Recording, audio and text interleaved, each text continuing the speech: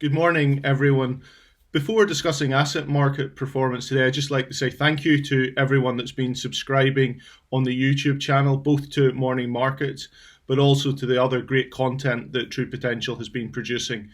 So those that haven't subscribed, please just hit subscribe on YouTube and you'll get our content automatically updated into your YouTube feed.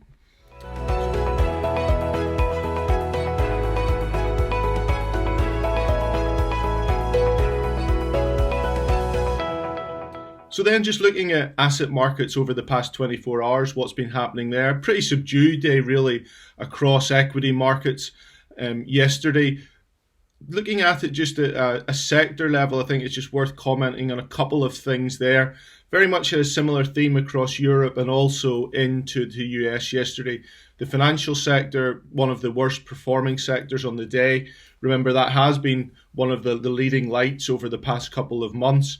The reason yesterday for that performance very much tied to a hedge fund in the US that has missed out on its margin calls, so effectively failed to pay the banks that have been providing it some services, and as a result those banks have had to liquidate some of its holdings, and that's caused some indigestion in asset markets, but primarily for financials thinking about what is the potential hit that they have to take. Two of the banks involved in that, Credit Suisse and Nomura in Japan, have highlighted their losses or potential losses that they've exposed to several $billion.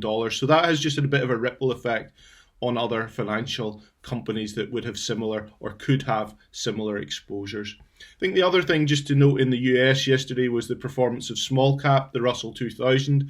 Again, one of those areas that's performed very well as economies have started to recover. We've seen that fall over the past couple of days. It's now, I think, around 8%, 8.5% from its peak, down 2.8% yesterday as well. So that's just something to monitor over the coming days as well.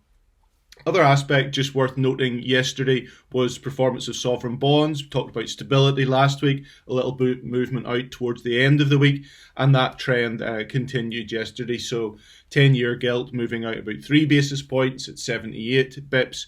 And if we look then at the US 10-year, we were out to around 172, so moving out 6 basis points. Really, that strength in sovereign bonds, and particularly the yield pickup that's available, think about that as the difference between yields in different markets, very significant in the US relative to a number of others, has continued to afford strength within the dollar. And we've continued to see that on a trade-weighted basis. The dollar increased 0.2%. Yesterday, taking us back to those levels that we were seeing probably around October, November time of last year.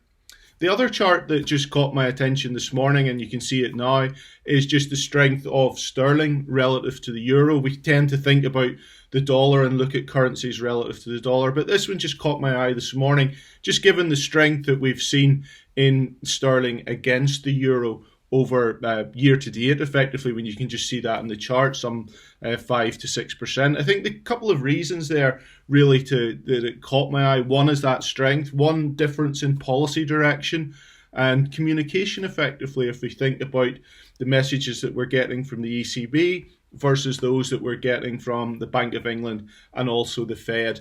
And then just really bringing it home, I suppose, the difference in the approach to vaccinations and the speed of that rollout of vaccinations against COVID-19. You can see that in this chart, really, the UK leading, Europe lagging at this point in time. And that's certainly playing into sentiment and thoughts around the reopening of Europe, but also the speed of that recovery that's likely to come through.